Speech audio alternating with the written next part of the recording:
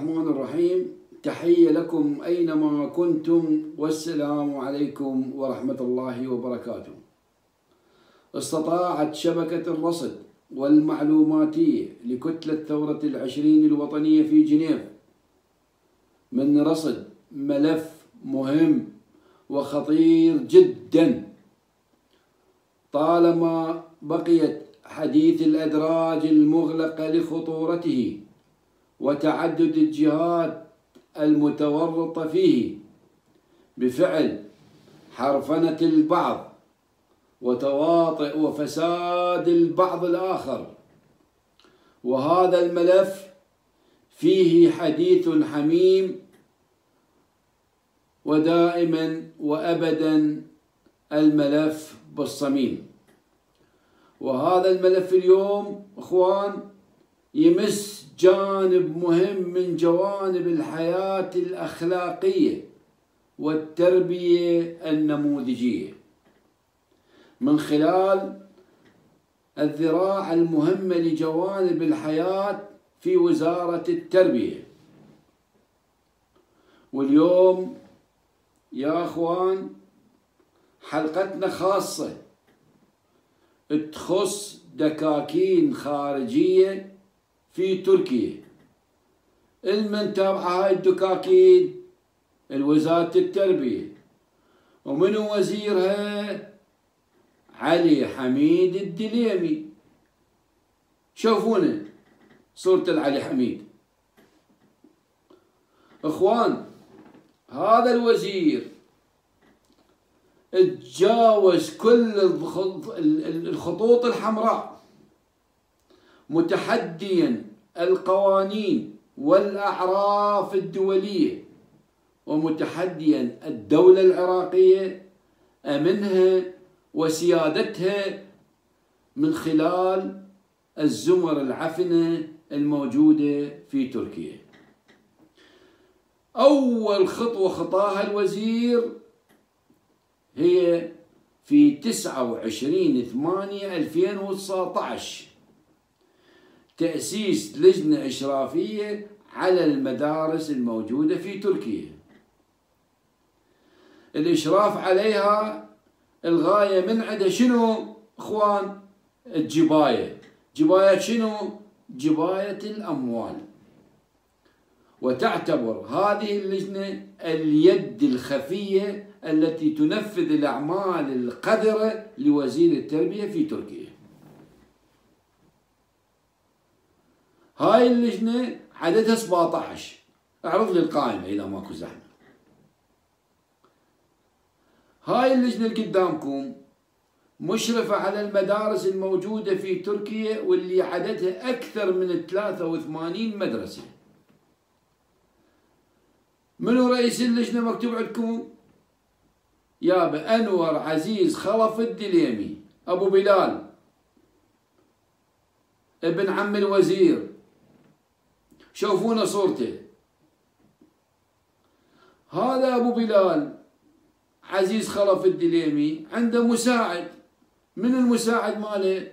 مقداد زبير حمزة. هم طلعوا لنا صورته اخوان.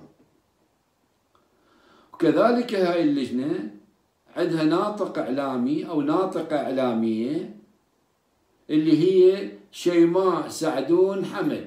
عرضوا لنا صورة الإعلامية يابا، طولها طول القطة، طلعوا لنا إياها ما شاء الله. إخوان واجب هاي اللجنة هو ابتزاز الطلبة وأولياء الأمور على إجبارهم أولا التسجيل بالمدارس بفلوس،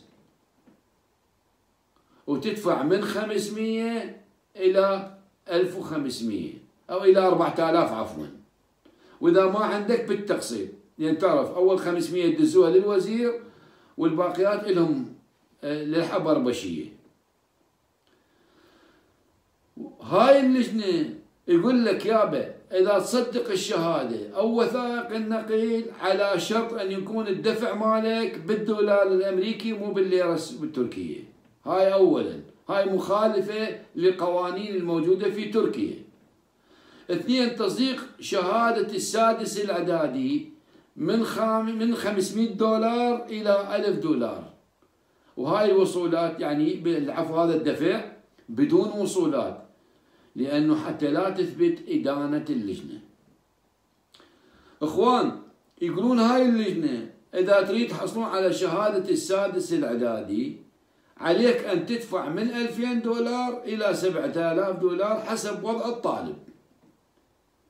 والله خوش شغلة، أنا لا أقرأ ولا أكتب وحصل لي شهادة السادس الإعدادي وأدخل الكلية العسكرية وأنا لا أقرأ ولا أكتب، ما شاء الله.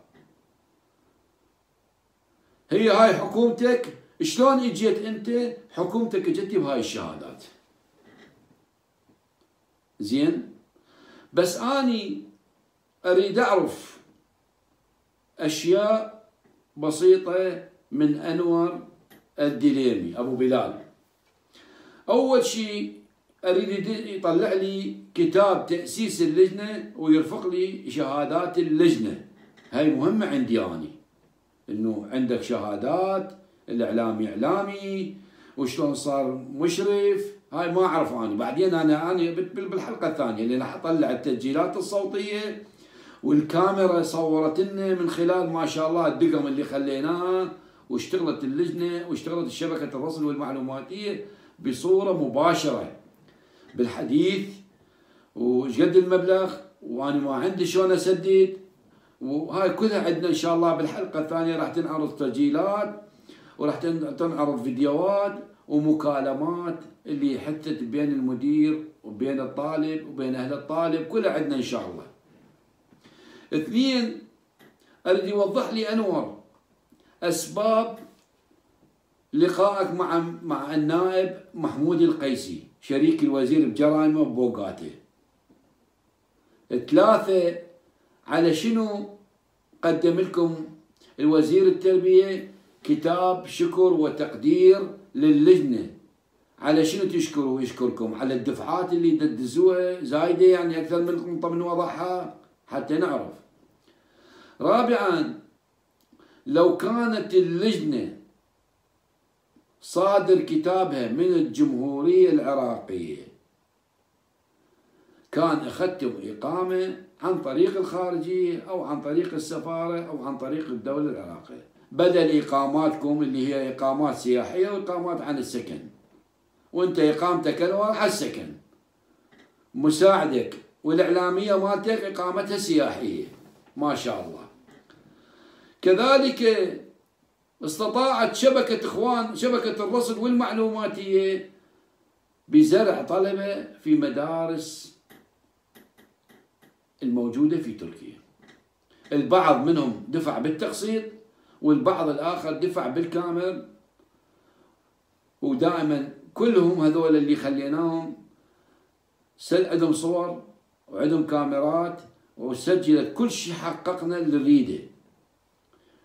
واللي استغربت من عنده انه شفت الوزير جاي الى تركيا دا يزور هاي المدارس، يعني ما استحيت على نفسك يا علي حميد؟ وزير طولك ايش عرضك جاي من العراق لتركيا تزور مدارس على شنو؟ يعني المدارس مجانية مثلا؟ لو جاي زيد الاسعار حتى نفتهم. اخوان، واجب انور وواجب الاعلامية شيماء وواجب حمزة اللي هو المساعد مال انور زبير عفوا اسمه، واجبهم جباية الاموال لوزير التربية. ولا تصدقون واحد خلوه باللجنة اذا ما اخذوا من عنده لي قدام حسب ما قال لي، اللهم خليني بعيد، يعني ايش قد دفع ما ادري. ووصلت امور استغفر الله تحارشوا قادة اللجنة بالنسوان اللي عندهم باللجنة حتى يخليها عضو باللجنة، لأن راتبها شوية قوي.